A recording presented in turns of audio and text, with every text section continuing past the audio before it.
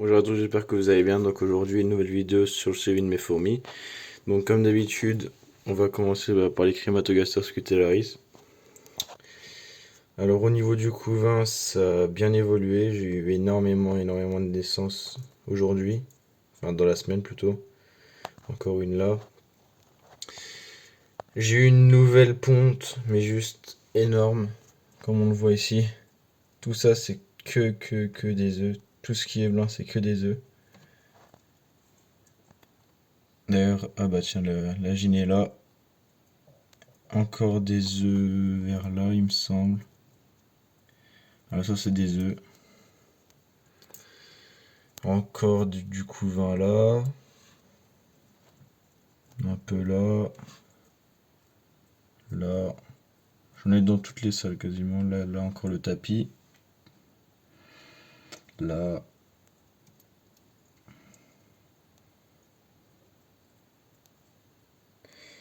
Et là, on arrive sur la salle des naissances en général. C'est là où il y a le plus de nymphes.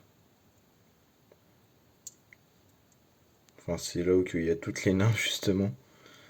Donc, ça se porte très très bien. Encore des larves ici. Attends, c'est des larves ou c'est de la bouffe? Ah oui, c'est de la bouffe. Elles font des réserves, encore des larves ici. Là, encore là, ouais. Donc maintenant, on va passer aux aires de chasse. Voilà, bon. Ça va pas trop changer. Je, euh, je renouvelle les réserves de nourriture et d'eau bah, quasiment tous les 2 ou 3 jours. Voilà.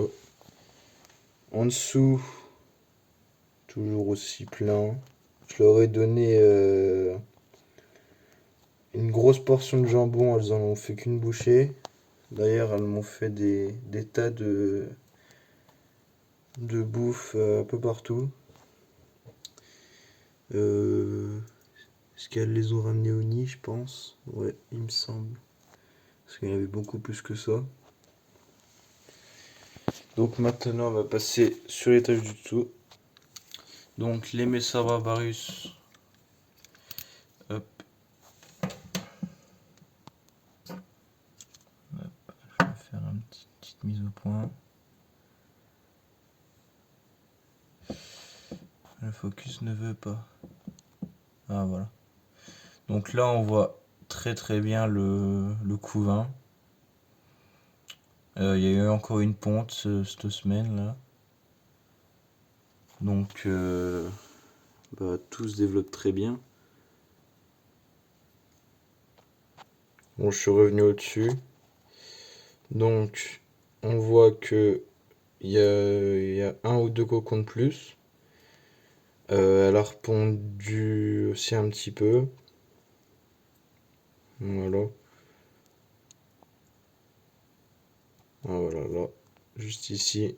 Elle a repondu un petit peu. Bon, là, c'est devenu des larves.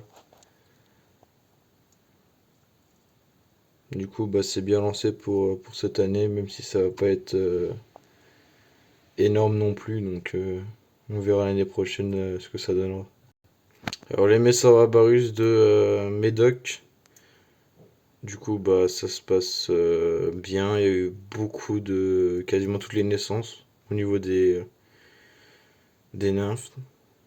Il me semble qu'il y en a plus. Ah, si, une là. Voilà, une là. Mais sinon, pas de nouvelles repontes. J'attends.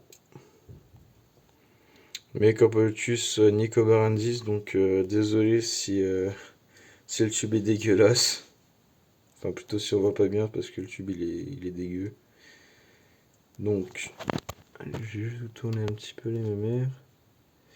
Donc là, on voit une ouverture de cocon. Un cocon qui a été ouvert.